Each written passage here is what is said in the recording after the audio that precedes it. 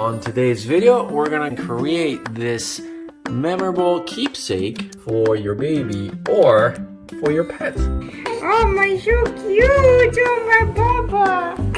And it comes with this frame. So stay tuned for the whole video. So this is one of the most recommended kits for making imprints of your baby's feet and hands. It comes with everything you would need to do it. I guess plasters, letters and numbers, instructions, and some tape. In the center, you put a picture of your family or the baby, and then one side is a foot and then a hand on the other side, or you can do 2 feet. It's really up to you. All right, so let's go and get this done. First, disassemble the existing frame. Take the clay from the silver bag and start stretching it out.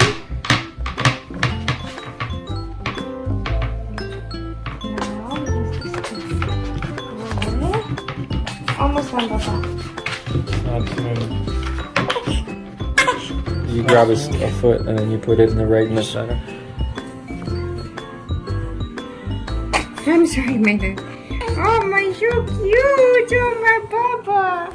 Look at your cute little toesies, Papa. I'm sorry, love. Maybe next one we'll do is your hand. So we did his hand next, and then we've created these imprints with the provided letters and numbers.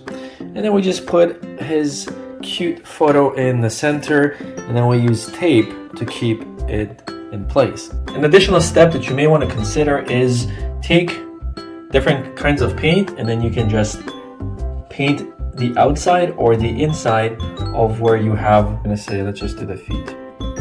So now we're just gonna use our hand, and we don't have to be perfect. It's kind of about styling, right? You can create these little edges, shadows, I mean. There you go. That looks so much better already.